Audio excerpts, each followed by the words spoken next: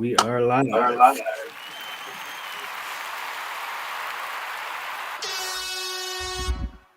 All right, sports update, fellas, was good. Good. Yeah, I want to dive right into some Wings, man. Wings, they're playing tonight in Minnesota. They're currently 29 and 22, 64 points on the season. They did make a trade. They traded Huso, the goalie, a couple days ago. So Reid, where you at with this Wings team right now? And do you expect them to make any more moves by the March 7th trade deadline? Yeah, I think that they'll actually make a big splash. I think because they lost Andrew Kopp, he went down with an injury. They're pretty thin at the center position, so I think that they will. I think that they will make a move. The Dylan Cousins from Buffalo, he was a guy that they were looking after. Maybe the defenseman Seth Jones from the Blackhawks.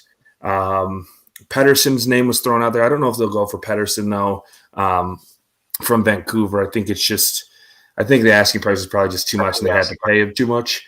And then there was Zegras, but he just got suspended for a hit on the Red Wings. So I don't know if they really go after him. He's really had the last 2 or 3 years he's been really down. He had a good rookie campaign, but he's just been not as good. So Huso, that was nice. I mean, we got rid of his contract. I think he was getting paid $5 million or something like that. So took that contract off the books. But yeah, I think that you'll see them make another move before, because again, they need defense help, and they need they need another center for depth, because you only have Larkin, Veleno.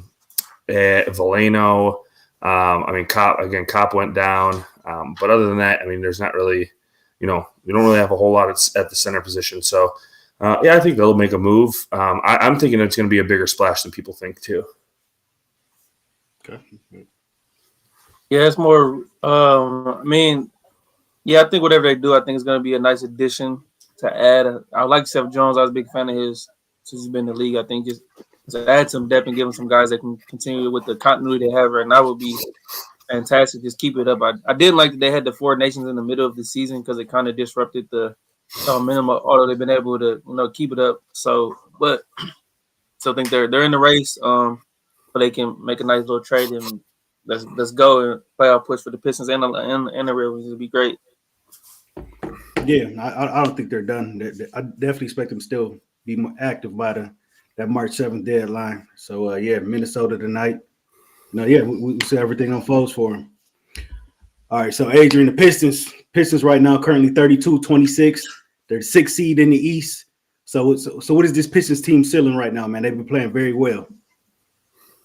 I love what they're doing. Obviously, I don't think they're better than the Celtics, Cavs, or Knicks. But for that reason, the Pacers are a better team. They have their number. I don't know what it is. I do like to see this rivalry. But I think those 4 teams are better. I think Milwaukee is better. I think the Pistons, at their best, can be the 6th seed. I think where they're at right now is about as I think they're reaching very much the ceiling of this season, because I think the rest of those top 5 teams, Indiana, Milwaukee, New York, Cleveland, Boston's better. But let's just call it this right now. This has been a phenomenal season thus far. We knew Trajan Langdon had a lot to work on, a lot to do with this roster. We knew K was an ascending star, but he has brought himself to the table as an NBA superstar. What he's been able to do since Jaden Ivey's been out has been phenomenal. Just 25, 9, 7, 49% from the field, 37% from 3. Just carrying this. And we talked about it earlier in the season, guys. I don't know if you remember when K was turning the ball over like nobody's business towards those first 8, 9 games of the season. We were starting to worry a little bit if he could handle that. But he's matured. He's leading his team, and I just love to see it, especially all the people in the city and people in the NBA and the rest of sports who would count them out, man. But 32 wins, that's more than they've had the last 2 seasons combined. So it just goes to show you that culture is great. Malik Beasley came here. I think he's been one of the biggest free agent signings of the NBA season. Said he wants to be here. That's the kind of culture we need. Set a culture. Have these veterans know that you can come here, and K is going to help you win more games, and he's going to help them as well. So all in all, no, season's not over, but I'm just excited to where that. It's just we finally got some buzz a little bit, something we can be excited about to watch them winning basketball. As you guys know, we're growing up. We watched them win a championship and be really competitive for an 8-9 year stretch, and they have just been although two playoff appearances, but pretty much abysmal, pretty much bottom of the NBA, and they're one of the few franchises who have 3 championships. But I'll let Reid go. But I'm happy, man. I'm excited, man. This is a great thing, man. Finally got the superstar we wanted, and they're only going to get better from here. Raj, you were around to see the bad boy Pistons, weren't you? No, I'm kidding. Hey, I was born the year they won the championship, 1990. Yep, there you go. So yeah, like Adrian said it perfectly. Cade's kind of arriving as that star that we thought he was going to be, and he's doing it with a team that not a lot of people would be doing it with. Obviously, Duran's been playing a little bit better. Tobias has been playing better in this stretch. The 7-game stretch, Beasley's been doing really well. Asar is kind of coming to his own if he could clean up those personal fouls. The team's playing well, and a lot of people, it's weird what's happened with Detroit sports because the Lions started off and they had their whole grit mentality, and then you watch the Tigers make a playoff run when they had pitching chaos, and now the Pistons are kind of doing their own little thing of that. But I don't think there's really a catchphrase for it yet, but they kind of have their own resurgence in a way of just being this gritty team that really isn't going away from anybody. So like Adrian said, I think the teams above you are a little bit better. I do think Milwaukee you can still kind of hang with because you have Dame and you have Giannis, but outside of that, I don't think they have a whole lot. I think the Pistons kind of have a more well-rounded roster. So it's really just kind of taking away Dame or Giannis in that, and I think you could still have a go with them, or even maybe surpass them. But all these other teams in the East keep winning. The only team that I think has lost in this stretch is the Knicks. I think they've lost 2 in a row. But yeah, Pacers keep winning. Obviously, the top 2 keep winning. Bucks. So I think they'll probably stick at the 6. I think the most they'll go to the 5. But I don't think they're going to go any lower than that. I think the teams underneath them are going to keep losing, and they won't be able to really catch up to where the Pistons are at. So I'm excited to see it. I'm really excited to see what they can do next year. I just don't know what direction you can take with this team. Obviously you don't want to break anybody up, and you do want to add the talent, but are you going to be able to add the talent when it comes to money or trades? You might have to get rid of somebody. So it'll be interesting to see, but I'd like to see a playoff run. If they could win one series, I think that'd be incredible. And I think it'd be huge resurgence for the team. I'm already starting to see people. I don't know if it's maybe just because Detroit fans have been all over the news, but people are already getting sick of, I saw some comments when they showed the Duran holding up the 7 for winning 7 in a row. And they're like, oh, they're already celebrating like they won a championship. It's like, man, do you know how many games they won last year? There's a reason to celebrate this. So people are like, they're holding 7 up like they won a championship. But, the team was abysmal the last, 3, 4, 5 years. So I don't think people, really realize what Pistons fans have gone through. So, yeah. So Adrian, if Ivy's healthy enough to come back, do you bring him back at some point, or do you just shut him down, keep him shut down for the season? No, I would absolutely bring him back if he's shown he's healthy enough and can contribute to the team. Absolutely. You're probably gonna have to ease him back into the rotation, but yeah, bring him back. That's another guy who can give you. He was second on the team in scoring before he broke his ankle. So that's definitely a shot in the arm. Definitely, no doubt about it. But it just goes to show you what a cultural change, like I talked about earlier, could do with the fact that Monty was just here for the money. They threw him absorbent amount of money at him, and he just took it, and he didn't want to be here. JB comes here, and guys want to play for him. They're excited. Who cares? They can piss off if they're mad about Jalen Duran throwing 7s up, man. Come on, they're just excited, man. They're playing hard. Yeah. It's a team that has to put the culture of winning. Like the same thing we talked about with the Lions over the years. You got to develop that and bring that back because this is a proud organization. Like Bill Davidson will be. I told you guys he's been rolling in his grave the last 15 years to see how bad this franchise has been. So just some hope, some good cultural identity for this team, and these guys all play with grit. Beef Stew, although I give him hell and I hate on him, but he plays hard. I can't deny that. Sir Thompson starting to play better. Beasley's been a guy. Tech hasn't been a great guy, but just what JB's been able to do. We're potentially going to have Coach of the Year, Comeback Player of the Year with Cade Cunningham, and Sixth Man of the Year with Malik Beasley. So just to what this franchise is coming. Even Tim Legler was talking about the Pistons today on NBA on ESPN, just saying he loves what the Pistons are doing. Saying the Pistons are finally he can say the Pistons are a good team. When have we heard that from the national media? Can we name the last time And even KD was on the podcast with Quinn Richards talking about how he loved Cade Cunningham's game. So he's put the league on notice, and this team has been the biggest surprise in a good way for the NBA this season. I brought it up to you earlier, Adrian, and I think people, think I'm hating on SGA, which in a way I kind of am, just because, but it's more of the game of basketball and the style that he plays. But he leads the league in drive to the basket, and he also leads the league in free throw attempts with 9 free throw attempts a game. On average, Cade is second in the league at drives to the basket, and he is well below that. I think he's only shooting maybe 3.5, 4 free throws attempts a game. So, I mean, you could only imagine. I think GA shot like 14 free throws yesterday against the T-Wolves. Granted, they went into an OT game, but, I mean, he shot 14 free throws. I mean, Embiid is another guy who, last season you saw he dropped, 40 points, but 25 of them come from free throws. So, I mean, you can only imagine if Cade got, he's known for having not, the loosest whistle as everybody else has in the league, but I mean, if he had those points, he'd be in the consideration for MVP talks, bringing the team to, a 6th seed with especially the talent that he has. I mean, SGA is a great player, don't get me wrong, but he has great talent over there. Williams, Holmgren, Hartenstein's been playing well for them. I mean, they have talent there. I mean, as bad as I think he is, Ant still has Rudy Gobert, who is a defensive player of the year. He's got Julius Randle, who's okay. I mean, he's been better, but he still, has been an all-star in the past.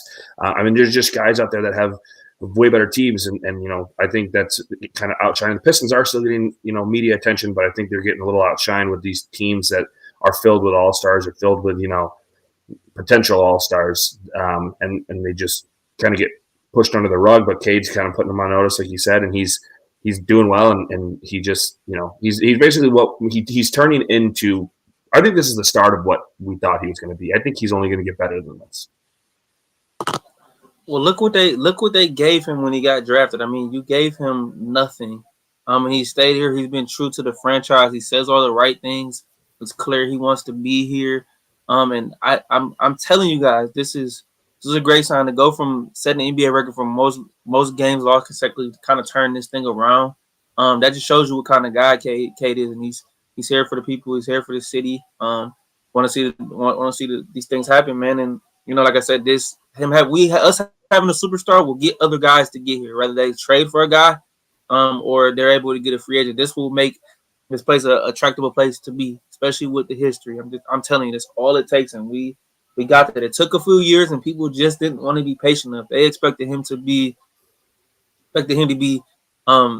Tracy McGrady right out the gate, just to be this complete superstar, averaging 25 a game. No, it doesn't. They wanted Grant Hill.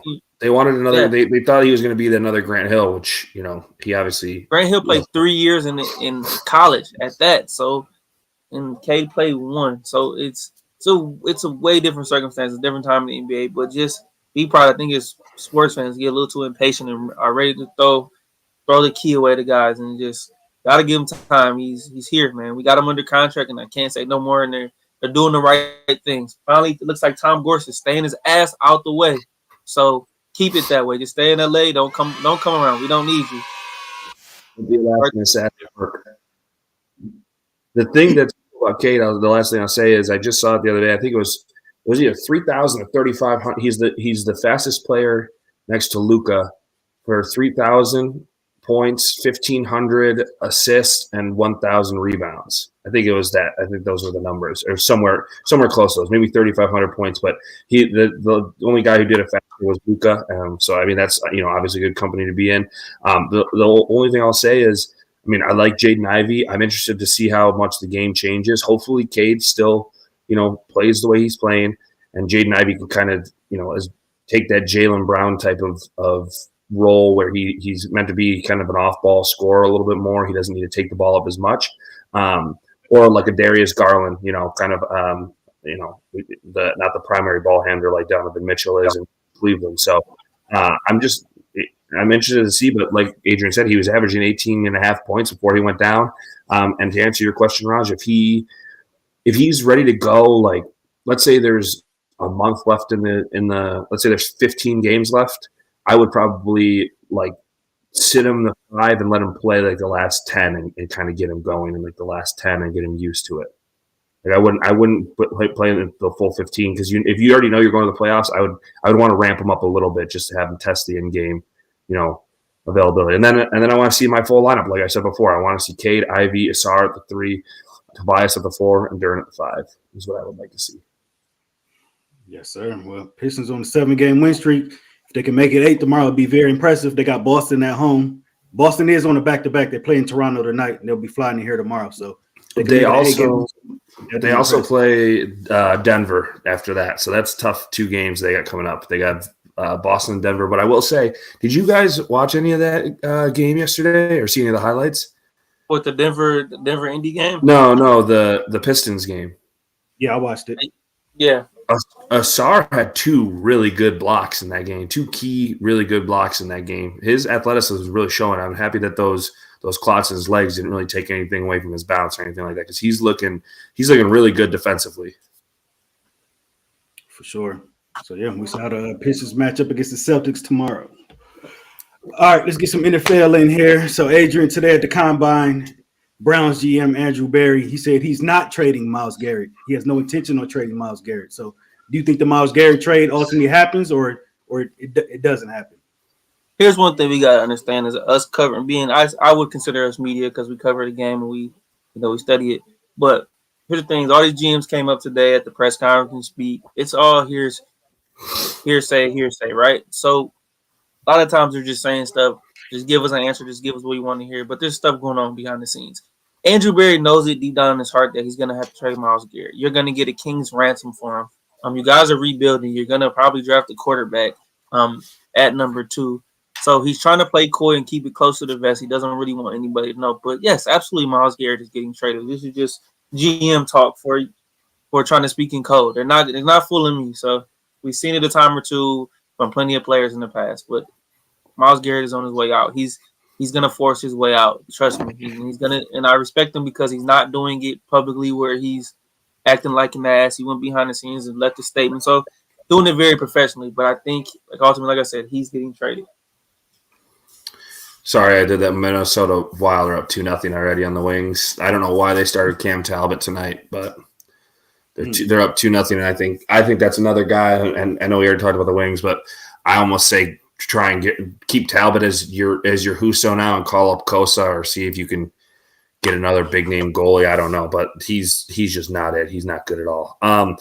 What Adrian said is the main guy. Yeah, Lion should be in there, but like Adrian was saying, yeah, I mean, I saw something that said Brad Holmes said that ultimately he's not going to do the trade just because it might not make sense, and a lot of it is smoke and mirrors, what people say. Like these GMs aren't going to be like, yeah, we're going to come out and we're going to offer them 2 first round. They're not going to tell you what they're doing, especially Brad Holmes, who's known to kind of play in the shadows, play that villain role with that hoodie that he had on. So I think the Browns ultimately, like Adrian said, I mean, Cleveland's kind of known to not really spend. I mean, I know they gave Deshaun Watson all the money, but they're known not to really spend a whole bunch of money.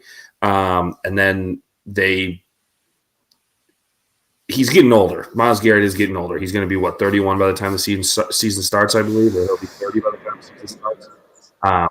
So I think, yeah. So they're going to want to get whatever they can for picks. They already have is it 2?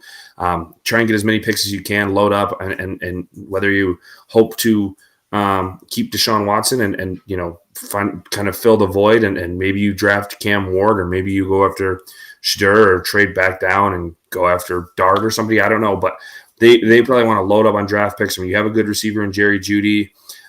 Maybe Jerome Ford can be your running back of the future, but you could also maybe get one of these first round picks and then go after a guy like Hampton from NC, or you can go after Johnson from Iowa, or a guy that me and Adrian both like and still think has gas as Ollie Gordon. They need more running back, so they just need a whole lot of things, and I think Myles Garrett isn't really offering you that. Maybe you trade away Myles Garrett and you take Abdul Carter at the 2nd pick overall. It wouldn't be crazy. It's happened before. Chase Young, Aiden went to 2, so I think ultimately they need the draft picks, and I think that they want to get the money off the books and kind of get this Deshaun Watson thing figured out and get more cap space when they can and get, picks can help you build a team. So I think ultimately he does get traded, and I think a lot of it is just smoke and mirrors. Yeah, the haul you're going to get back from Myles Garrett, they're going to have to pull the trigger on it because during the rebuild, those picks will help them get turned around quicker. We see what they did for the Lions in the Stafford trade, getting back Jahmyr Gibbs and Laporta and all those guys. So I think they're going to trade him for sure. So Adrian, also at the combine, Shador Sanders isn't gonna perform. Genty, Abdul Carter, none of these guys are gonna work out at the combine. You got an issue with this, or is it no big deal? No, I don't really have an issue with it because it's happened multiple times. As you can see, like if you ever watched the combine with the quarterbacks and receivers, it's not a fluent thing. You're not gonna really get anything. They're not gonna give you too much. I think if they do fine in it. Lost him. You want me to wait until we try and get back to respond? Okay, hold on. Here you go. All right. Oh, sorry. What part did I cut out at? Because I was talking and then just wide receiver, just a wide receiver quarterback. You've seen. Oh, I was just saying. I think it's more crucial for combine numbers for the receivers, the running backs, the DNs, and things like that. I think the quarterback testing is not really as important because no matter what, they're going to go high. They're going to go to their pro day and throw to their receivers, so they're going to look good. So I think they know what they're doing. So like I said, I have no issue with it at all. It's quarterbacks being quarterbacks. It's guys who don't feel like they have a lot to prove as well. So like those higher tier guys are normally guys who won't throw at the combine. Like a guy like a Jalen Milroe or a Tyler Shuck or a Jackson Dart have a lot more. Yeah, but Ward is throwing, isn't he? Said he was uncertain, so I'm not sure it's 50-50 with him. My thing about it is, I mean, I can't agree with Adrian where, like, sure, if you already know that you're going to kind of get picked high and you have a pro day coming up, like, it doesn't really matter. You see guys do that all the time, and you're kind of locked into that, 1 through 5 pick for the most part. I just think if you get invited to the combine and you don't plan on doing anything there, you're going to go and you're going to stand around and you're not going to run your 40 or do any of the other things really, or you're only going to participate in half the events. I would just say don't go and give that spot to someone else who deserves it. They only invite 350 of these guys. Like there's a lot of athletes in college football that are going to the draft that would probably like that chance to get on the stage. So that's my only thing about it. Obviously I'm not going to kill you for it. I'm more concerned when guys sit out of bowl games than they do the combine, because I think the combine and like Adrian said, I think the combine and pro days are kind of dumb where it's watered down now and they're not as interesting as they were, where guys used to actually go and perform. So if you're a different position, I think it's like D end. I think it helps. I mean, Abdul Carter, I understand he has that shoulder injury after playing in the playoffs, but I think if you're a D end or if you're an offensive lineman, tight end, I think a lot of it helps there. Wide receivers and running backs, not so much. I think a lot of it, maybe those kids go for interviews too. Obviously, like Shador and Abdul and Cam Ward don't really need to worry about it because again they're getting picked top 5. But kids who are going in the later rounds, second rounds. I mean, you see, like if you watch those Lions, like the Defend the Den or whatever it is that comes out on YouTube, it shows all the draft day stuff. I mean, even on Hard Knocks, they show the kids interviewing. So I think the interviews are very important to a lot of the scouting staff. So again, if you're going to be a higher pick, I wouldn't even say go if you're going to have a pro day anyway. Yeah, I'm interested to see the wide receivers because I know Travis Hunter is going to be the first receiver taken. I want to see who ends up makes herself that second receiver. I know it's Luther Burden, the guy from Arizona. I think if Emeka Ibuka has a good, McMillan. If Ibuka has a good combine, he could possibly be the second guy. So I don't think Travis Hunter will be a receiver in the combine. He's going as a corner, so I don't think he's going to be catching. Or he's going to be receiving. I think he's going to be a corner. I think he's going into the draft as a corner. I don't think he's going to be a wide receiver. Maybe a team will try and put him into the position, but I don't think Travis Hunter is going to go in as a wide receiver. I think he's going to be a corner, and I don't think GMs really want him like as a wide receiver because he was always committed as a corner. He's played corner. He's an athlete. He's a freak athlete, but I think teams want to see him play corner more than wide receiver personally. Yeah, they said he's gonna do. I think he's gonna do both. He's not gonna go away from what he's trying to do. Maybe when he gets to the league and gets drafted, they figure it out. But at the combine, I think he's going for both. I just wonder how it would work. I mean, they can maybe change the rules, but I mean, you have to have a designated position at the combine. Like you can't just be athlete like you can in college. So I don't know. Maybe they'll let him do it. Maybe they'll change a rule, which I mean I wouldn't care about. That's fine, but you're in a position group. Yeah, if that's the case, I think he goes in at corner, but I think he does find a way to do wide receiver. Just I think they'll let him, even if they don't have the rule, they'll let him do it. It's Travis Hunter, so they can always bend the rules wherever they want to. I think McMillan is actually going to slide a little bit in the draft. I mean, he's good, dealt with some injuries. I'm not sold on him totally, and I'm not sold on Burton either as much as I thought I was going to be.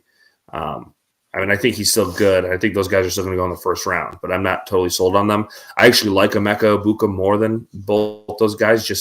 But I think it's all situational. Another guy that I think is a sleeper who won't go in the first round, but I think is a really good wide receiver is Trey Harris from Ole Miss.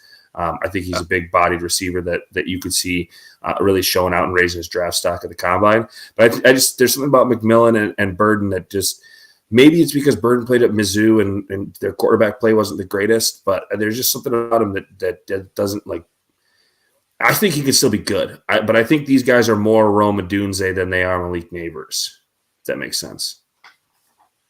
Like they're still good. Like Rome Odunze, I still think is a good wide receiver. I just think Malik Neighbors is obviously a step ahead of him, and I just don't think these guys are in that tier of wide receiver for this draft class.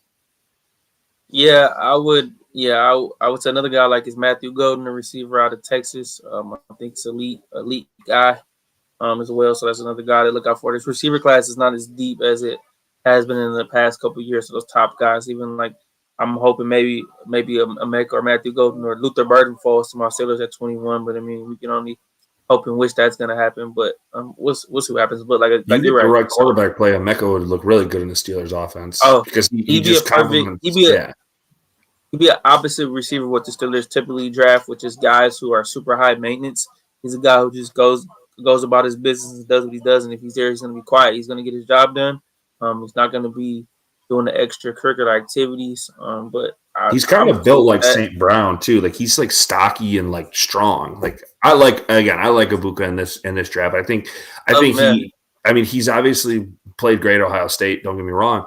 But I think he's outshined because Jermaine Smith was just so – Jeremiah Smith, not Jermaine. Jeremiah Smith was just such a freak that, he kind of put, Emeka Egbuka – he kind of hurt Emeka Egbuka in a little bit for his draft stock. I think Egbuka will look good when he, goes into the combine and goes to his pro day and does all that. But I think ultimately, when you play against a guy who, is a generational talent at wide receiver, it's going to hurt you. But I think he's going to be a steal for someone. I think if he goes in the back half, like 20 or below, I think the team's getting a steal there.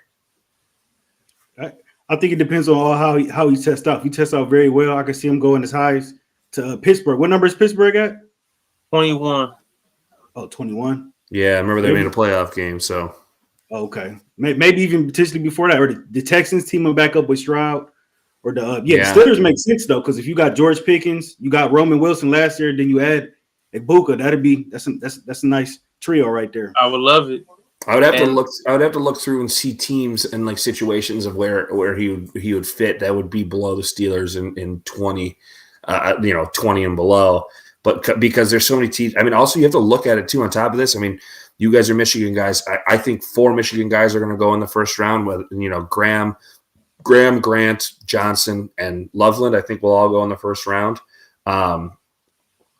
So I mean, there's offensive line that people need offensive line. There's linebackers and defensive ends that are probably going to go.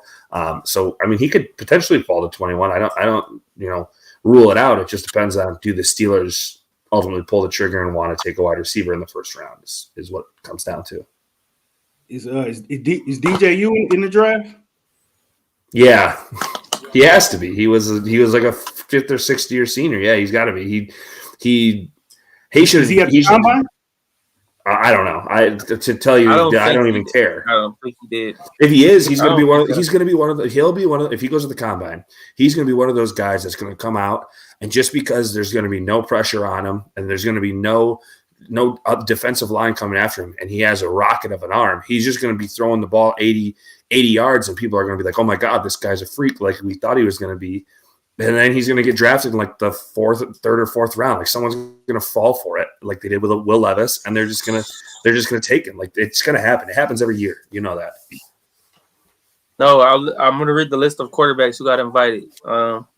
Max Brosman, Minnesota; Brady Cook, Missouri; Jackson Dart, Mississippi; Quinn Ewers, Texas; Dylan Gabriel, Oregon; Seth Hennigan, Memphis; Will Howard, Ohio State; Riley Leonard, Notre Dame; Kyle McCord, Syracuse; Graham Mertz, Florida; Jalen Milroe, Alabama; Curtis Rourke, Indiana; Shedeur Sanders, Colorado; Tyler Shuck, Louisville; and Cam Ward, Miami.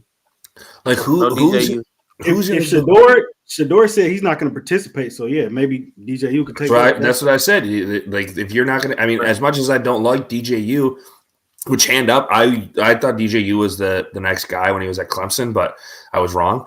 But yeah, I like that's what I'm saying. Like Shedeur, like as much as I don't like DJU, I bet you he'd still like an opportunity to come and throw at the combine. But you took the spot.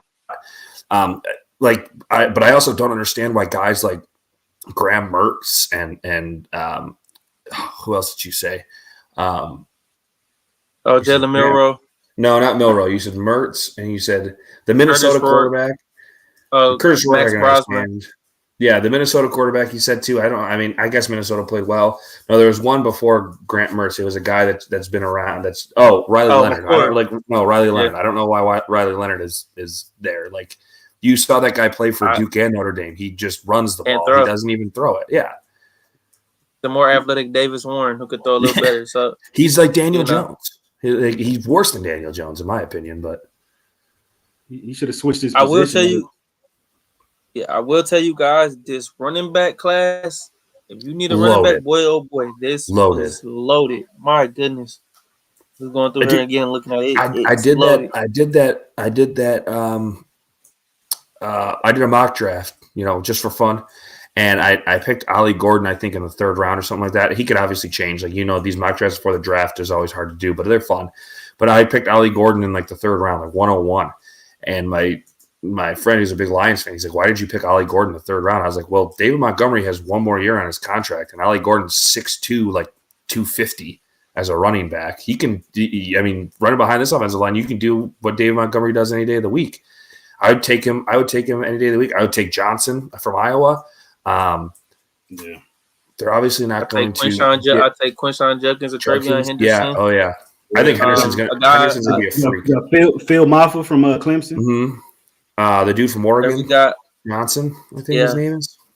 My favorite running back in the class, I'm going to tell you guys, is Amarian Hampton. How Reid know? Yeah, my boy from North Carolina. He's a stud. He will be, I believe, he could possibly be a back end of the first round draft pick. If not, he's going to be very high end. He's the second running back that'll be taken after Genty. And I think it could be in the first round. Because I think Dallas will either go for I think Dallas, Denver. The Raiders need a running back. Raiders need a running back, but I don't think they'll go running back in the first round because they're going to take Chargers.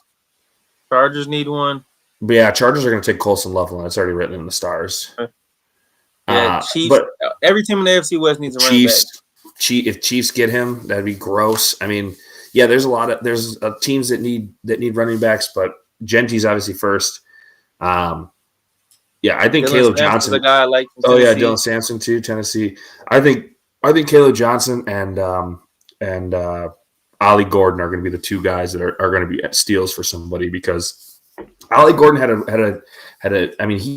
ran for almost 1,800 yards and like 20 touchdowns 2 seasons ago, and then he was just on a bad team and had injuries, so like he didn't play well. That dude's a freak prototype. Like I said, 6'2", 6'3", like he's like Derrick Henry. I mean, obviously not as good, but he's like Derrick Henry size. Yeah, there's very deep running back class. You're going to be able to get great value in the later rounds for sure.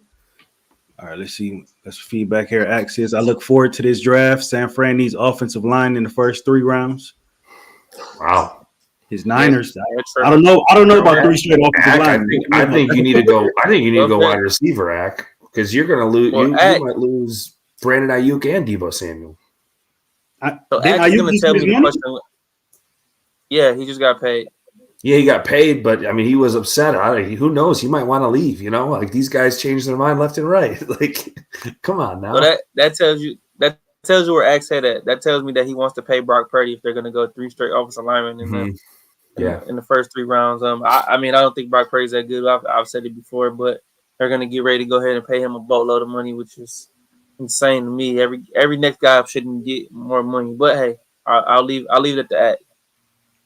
They should take a look at one of those running backs. I think Travion Henderson would be a good fit for San Fran out there. Christian McCaffrey's had some injury issues. I mean, how old is They Jordan drafted Mason? a guy. Yeah, they got Jordan Mason. They got Isaac Garendo. They're not. I don't see them. Yeah, I don't think they would take one. I that. mean, you're right, Raj. That'd be smart, but I don't think they would. I mean, see. the way Jordan Mason played before he got injured, like you don't. I don't think you need to draft one. It depends on how old he is. If he's like the back half of 25, then yeah, I probably would.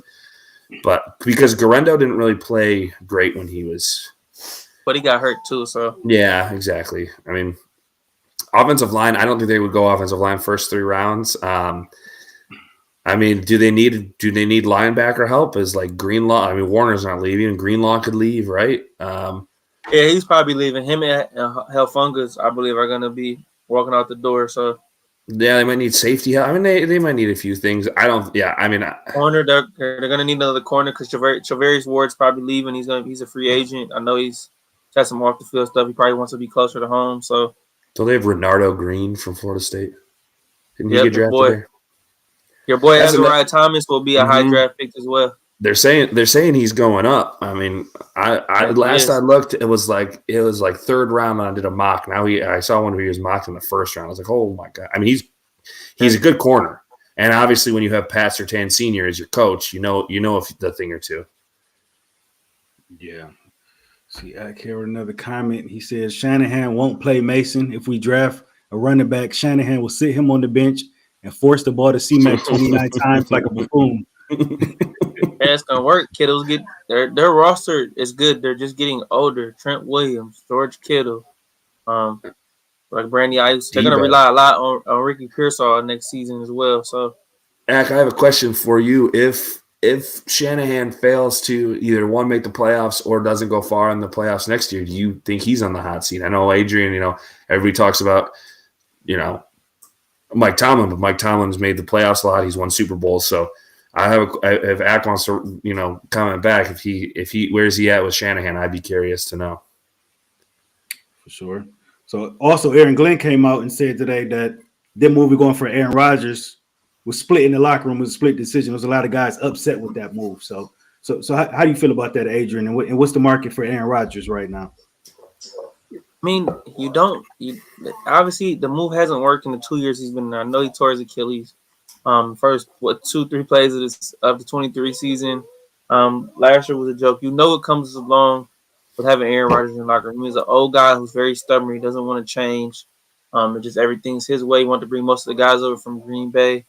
And it's okay to move on. The Jets actually have a really good roster. If you look at their roster, you have a Garrett Wilson, you have a Jermaine Johnson on defense, along with Sauce Gardner, Quentin Williams. Their defense is loaded. They have some good players on offense, like I said. Devontae, if they decide to bring him back, but they got Breece Hall, one of the best running backs in the NFL. So they have some pieces. They just drafted a left tackle.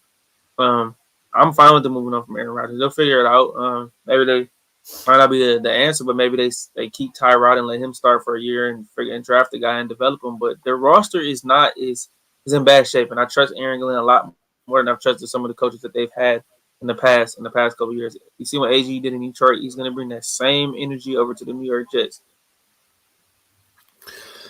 Yeah, I mean, I think Aaron Rodgers is over the hill and he's done. And I also saw something today that he said if the Rams get rid of Matthew Stafford, he'd like to go play there with Devontae Adams. And I don't know how many more times they're going to team up these two geriatrics, but if you want to, if the Rams want to go out and they want to try and get Aaron Rodgers and think he's going to play any better than Matthew Stafford did, I think they have another thing coming.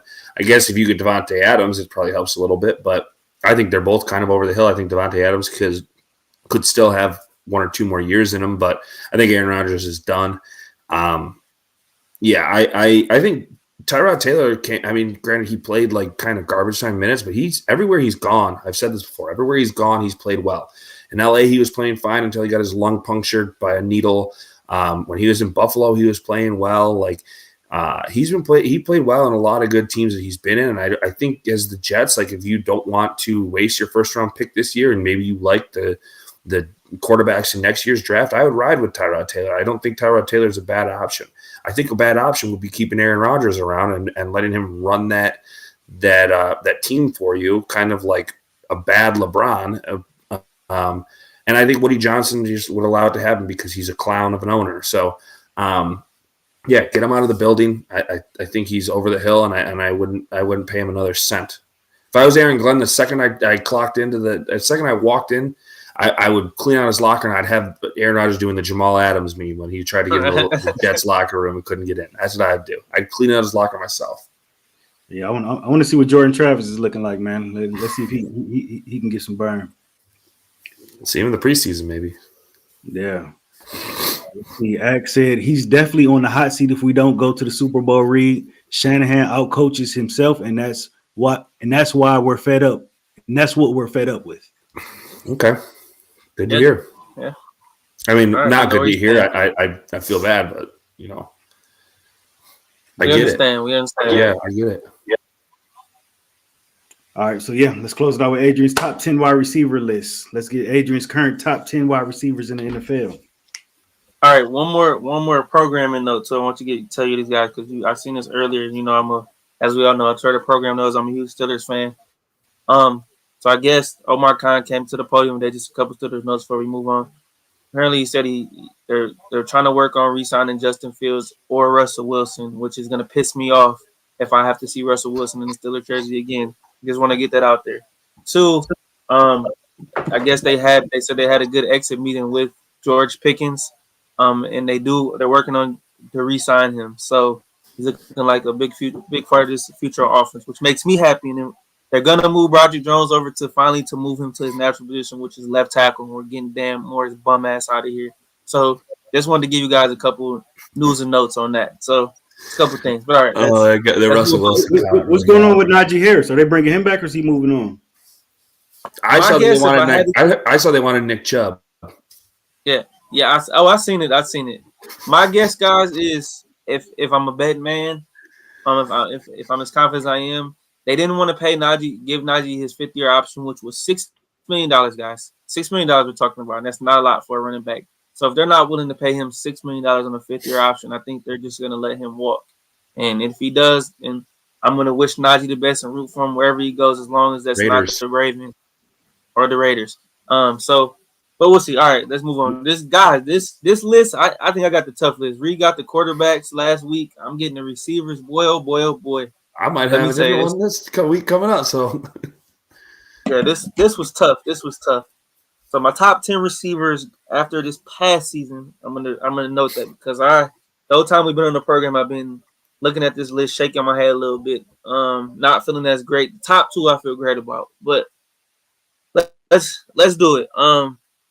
Start at 10. At number 10, we're gonna go Mike Evans, wide receiver of the Tampa Bay Buccaneers. Been Mr. Consistent, another 1,000-yard season. He keeps doing it. Still playing at a high level, even though he missed some games. All right, at number 9, we're gonna go with Brian Thomas, the rookie wide receiver from the Jacksonville Jaguars. Was an absolute stud. I believe 3rd or 4th in receiving yards to finish the season.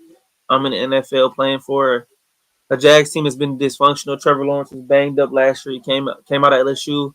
The second guy, Malik Neighbors, and which leads me to number 8. That's another rookie wide receiver, Malik Neighbors. Finished, what was it, 3rd or 4th? Malik Neighbors finished 7th in the NFL, 7th in receiving yards in the NFL. A complete stud. Played with Daniel Jones in the back and Tommy DeVito, and just burst onto the scene. Number 7, Puka Nacua, wide receiver from the Los Angeles Rams, came onto the scene as a rookie last season. I know he didn't have 1,000-yard season, but he was banged up with that knee injury. He was pretty much hurt from the start of the season against the Lions. But he continued to still put up over 900 yards and 7-8 touchdowns. He was just a beast in that playoff game against the Vikings and against any other team he faces. He gets open, man. At number 6, this is a guy who's been nothing but consistency. He's playing for a dysfunctional franchise, and that is Garrett Wilson, wide receiver for the New York Jets, 1,000 yards every season. Yeah, Mr. Consistency. Number 5, this is where the list gets tricky. I think 5 and up, this is where I cut the list off for the top tier guys. Number 5, Super Bowl champion A.J. Brown. Had over 1,000 yards. I think he is physically the strongest receiver, hands down, in the NFL. I know people talk about DK Metcalf, but A.J. Brown is consistently better than DK Metcalf, and I would play with him over 100%. I would take him in Madden over DK Metcalf, but this guy's a stud. Number 4, Reid's guy, Amon-Ra St. Brown, Detroit Lions, Mr. All-Pro, Mr. Consistency, gets open every time. He just continues to get better and better each year. And number 3, I got CeeDee Lamb, the Dallas Cowboys. I know he's the only guy on the team, so he's stat padding, but he's getting better and better year after year. And these next 2, everybody's going to agree with me. These 1 and 2, it just depends on your preference. But at number 2, I'm putting Jamar Chase, Cincinnati Bengals, at number 2. I know he won the Triple Crown this year. But at number 1, I'm going Justin Jefferson of the Minnesota Vikings at 1. Yeah, I mean, I think it was a tough list for Adrian to do. Yeah, it's tough. There's a few lot of guys I didn't want. There's a few things I would switch. So I would put Jamar just because that Triple Crown. Again, this is going off of last year. So I would put Jamar as a Triple Crown. I mean, Sam Darnold, really outperformed and helped Justin Jefferson still this year. I think I would put Amon-Ra at 3 over CeeDee Lamb. Obviously, like you said, Amon-Ra's got a lot of other talent around him. He's still, getting the ball. And he's still being consistent. He can get yak, but he doesn't do a whole lot of yak. But he's still, somehow playing a slot. He still gets 1,000 yards. So again, I would have Jefferson 2, St. Brown 3, CD 4. Garrett Wilson was 6. Who was 5? So I should have been writing these down like Raaj. I had AJ Brown. I actually was gonna flip. I was gonna put Amon-Ra at 3, put AJ Brown at 4, and then have CD at 5. But it's tough. That's what I would do. That's probably what I would do. I think AJ Brown, I think is a very talented wide receiver. I think he gets hurt with what I made my comments with the Jalen Hurts comment last week. I think that hurts him a little bit. You don't have a quarterback that really tossed you the ball a whole lot. He was injured a little bit last season. So Garrett Wilson, I think, is a little bit high. I would probably put Garrett Wilson just because of the season he had last year. I mean, it was okay, but it wasn't great. I would probably put Garrett Wilson. I put Malik Nabers ahead of Garrett Wilson because I think Malik Nabers is the only thing the Giants had, and his quarterback play was terrible. I think he played really well for a rookie. And then Mike Evans, I think he should be a little bit higher. I put Mike Evans. I'm going to take that back. I put Mike Evans above. I'd flip Mike Evans and Garrett Wilson probably. I put Garrett Wilson at 10, Mike Evans, just because he does it every year. He's Mr. 1000 every year. And that's the reason I had. Yeah, that's no the reason I had Malik. Yeah, that's the reason I had Malik Nabers and Brian Thomas so low, because they came out and burst onto the scene, but they still are rookies. Some of these guys have been proven. There's a couple guys that even left off the list. Like, I left Tyreek Hill off the list. I know he didn't have a great year. He said that was 900 yards. I had him at 11, Rod. So I had him right outside the top 10 just because of, I don't know what's going on in Miami. He's been banged up. There's been a lot of just stuff going on there. Even I left a guy like Drake London off the list, who is 3rd in the league in receiving yards this year. I had Terry McLaurin at 13 and Nico Collins at 14, just because Nico Collins is hurt and he's been a little banged up at the end of the season. Mr. McLaurin's been Mr. Consistency, like I said, in Washington. Did have Jaden Daniels, but the receiver list is hard, man. There's a lot of talented receivers in the league. Yeah, I mean, because there's so many that go across. I mean, each team has 2 wide receivers at least that can be 1,000-yard guys. I mean, I agree. I just don't think. I mean, Tyreek is in a weird situation. I mean, he had a few injuries. He only scored 4 touchdowns, so I wouldn't have put him in the top 10 going off of last season at all. I agree with you there. I probably wouldn't even put him at 11. I would probably drop him down to like 12, 13, or probably 13 range, honestly. Yeah, we're leaving We're leaving a Brian lot of guys. Thomas, rookie was a little that was kind of a stretch for me. I don't know about Brian Thomas in my top 10. Brian Thomas's year was unbelievable. No, he was, but Raj third in the league in receiving yards, 9 touchdowns, and who else were they throwing the ball to? He had Trevor Lawrence and a bunch of bums throwing him the ball. So he was doing his thing. I know they fed him the ball out in the season. I didn't know the numbers. Okay. Yeah, he went off. 1282, 10 touchdowns. Played all 17 games, 87 catches, averaged 13 yards a catch. So and he was pretty much the only guy they had on the team. And Jerry Jeudy was the only guy who finished in the top 10. He finished 6th, but I didn't even have him in my top 10 just because this was actually his first year where he was balling, where you seen the potential that you've seen from Alabama. So I definitely couldn't. You have my guy Jameis throwing him the ball. Jameis would throw 5 touchdowns, but then he'd throw 5 interceptions. But guess what? 3 of those 5 touchdowns we're heading towards Jerry Jeudy's way. You know, I don't care if he's not on my team. He's not my quarterback. But if you're a fantasy player, you go after Jerry Jeudy if Jameis Winston's the quarterback because you know he's just going to heave that ball up and Jerry Jeudy's going to go for it. But we had 24 guys finish with 1,000 yards this year. You guys would take Brian Thomas over T. Higgins? Yes, I would. Mm-hmm. I would, yes. T. Higgins is I don't think T. Higgins is ever going to be a bona fide 1. Brian Thomas has shown that he's already a bona fide 1. T. Higgins is great. Don't get me wrong. T. Higgins is great. He's a great wide receiver. I don't think he's ever going to be that guy. I think he'll always be his ceiling is Cortland Sutton. I think he's better. I think he's better than Cortland Sutton. I think I would put him at Cortland Sutton level if he becomes a 1, which is not bad. Cortland Sutton's still a good 1 wide receiver. I'm just saying. I think T. Higgins is close. T. Higgins is about to get number 1 wide receiver money on the market. For sure. 100%. Which is crazy to me, but he gets paid. He gets paid. Good for him. He deserves it. But for sure. All right, let's see. Ak here says, "Yo, Adrian, I want the Steelers to get Matthew Stafford. You'd be going straight to the AFC Championship game." Depends on the O-line play. O-line will be better. Broderick's moving to left tackle. We get Fatanu back. He didn't play last year. He got hurt in the preseason. And it depends on how the running game goes. If they draft a guy or if they sign a guy, it depends on how that goes too. We have to get a more explosive on offense and add some weapons to that offense. But I don't think we can trade for Stafford, give high picks up, and pay him his $50 million. I think that's gonna be the problem. And I don't think Stafford wants to play in Pittsburgh. But that's just me. Adrian, if it happens, Florida's only down by 3.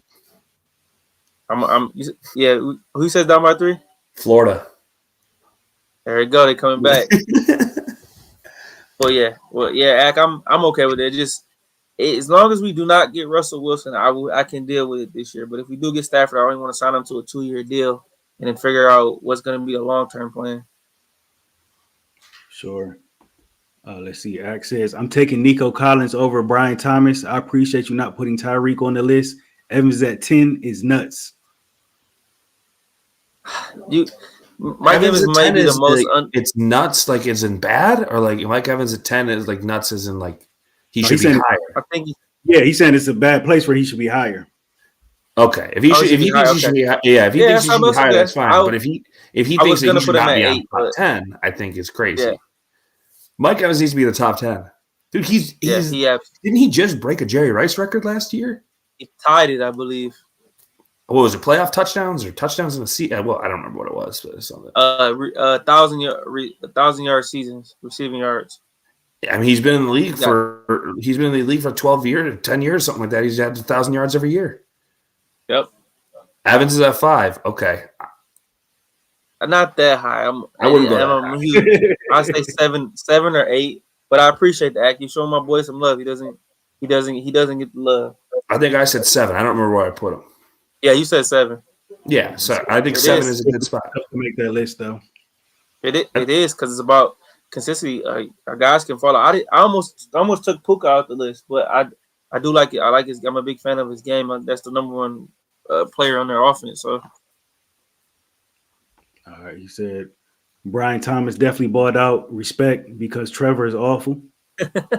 Yeah, he's also hurt a lot too, so he missed majority of this season. Yeah, I think he's going to be a little bit better with Liam Cohen. As much of a nerd as that guy is, I still think he's going to be better. Kind of, he looks like you, Reid. Okay, let's relax here. Duval. Oh God, bad. Trevor Lawrence is doing a breakout year, man. Seems like we've been waiting for that forever. Yeah, I might look and see what they're looking like for like Trevor Lawrence overs. I might take passing yards over. Yeah. Although they're saying that Christian Kirk is a trade or cut candidate. Maybe a Steeler. I keep saying every receiver out here is a Steeler, but we need explosiveness. All right, actually, I'm taking Cortland Sutton over Higgins. It's okay. As I said, he's the ceiling. I mean, I don't think like that's a bad comparison. Cortland Sutton's a very solid one wide receiver. I don't think he's the best one wide receiver, but he's a very solid one wide receiver. I think if T. Higgins can get to Cortland Sutton, you wouldn't be mad. I mean, Cortland Sutton, no offense to you, Adrian, Cortland Sutton is better than George Pickens right now. Yeah, body work, yeah, definitely. Yeah, I'm just saying, but you get to a Cortland Sutton, I don't think that's a bad comparison. I think that's what T. Higgins is never going to be Jamar Chase, CeeDee Lamb, St. Brown, Jefferson. Like, he's never going to be that. He'll be a Cortland Sutton. He'll be a Chris Godwin. A Chris Godwin is another good comparison, I think, because he's a guy. He's a guy who's really good. He just plays on a team with Mike Evans, and he gets hurt a lot. Like, T. Higgins gets hurt a lot. He plays on a team with Jamar Chase. I think it's a very fair comparison, those two guys. Yeah, I also think you got you. Go ahead, Rob. Sorry. We'll say when exactly does free agency open up? 17 days, I believe, something like that. Yeah, it's 16 days now, maybe. It's either the 15th, 16th, or 17th, something like that. It's after the combine. It's the week after the combine, I believe, or 2 weeks after the combine, one of the two. But I mean, yeah, I would have to see the free agents, and I mean, I've seen a lot of. What is it? Wednesday, March 12th, 4 p.m. Eastern. 12th, okay, yeah. So I've seen a lot of like the Lions drafting edge rushers. I've seen a lot of that kid out of A&M. I'm interested to see if there's any. They still have Zadarius Smith for another year, don't they? I believe he had a 2 year. I believe he signed a 2 year deal with them, or the year was with the Cleveland, and he had one more year on his deal. So I mean, that's interesting to see if he comes back and plays. I think I'm full stop in on Lions trying to trade up and going and get Kenneth Grant, that kid from that defensive tackle from Michigan. I'd be all in on that. Other than him, if you don't go after him, I mean, I like Mike Green. I like the kid out of A&M. There's a kid I like, Johnny Walker. What's going out of A&M? Which one out of A&M? They got a couple guys. Mark Stewart, Mark Turner. Scourton. Yeah. He's one guy. I mean, I wouldn't be like totally in love with it, but I could understand it. But yeah, Mike Green, I would like a guy that I also like too. Out of Missouri, his name's Johnny Walker. He's like the same size as he's 6'4", 260, 265. Like he had 9.5 sacks last season. Plays very similar to Mike Green, so I would like that. But yeah, I think if you can somehow figure out how to get Kenneth Grant, would be. What about Jack Sawyer? I like Jack Sawyer. I mean, if you're picking 28, like if all your other options are gone and you're picking 28, I might go over Jack Sawyer. I also might wait and see if like I like someone else. I would pick him maybe in the second round. Him or that other kid. Like Tyleek. Yeah, I do like Tyleek Williams from Ohio State. Mm-hmm. I feel like Jack Sawyer doesn't like Michigan. He doesn't want to play for a Michigan team. Jack Sawyer gets drafted in the NFL. No one wants to hear that. Yeah. If he comes in the NFL and he gets drafted to the Lions, be like, well, I never liked the Lions because I played for Ohio State. I'd be like, okay, well, I don't want you on my team anymore. Like I like if that was the case, I would hate that. Another guy I like is that Harmon guy from Oregon. I can't think of his first name, but I think his last name's Harmon. He's defensive tackle. Oh, Derek Harmon. Yeah. A guy that I love. And if he can drop, which I don't think they're going to pick corner again, but I like that Revel kid out of Eastern Carolina. I think he's going to be a great Revel. Yeah, I think he's going to be a great corner for whoever gets him. That's a guy that I would love to have on my team, but I don't think they're going to pick corner again. So I think you're going to see defensive tackle or edge in the first round, but I expect a trade. They're going D. They're going D line or they're going O line. That's where I'm at with it.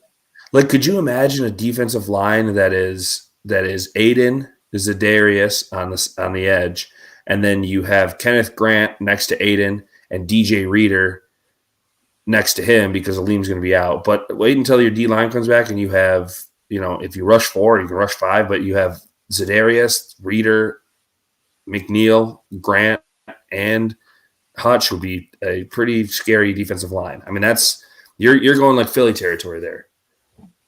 Yeah, I would love Mason Graham, but Mason Graham's going to go in the top 10, and you're not trading up to that. So,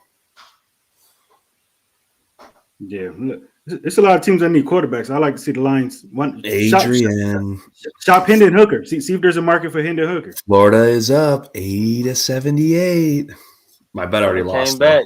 I had Minnesota winning, and I had Iowa State, and Iowa State's already down like 15, and Minnesota already lost. So, I think Iowa State comes. I think they come back and win.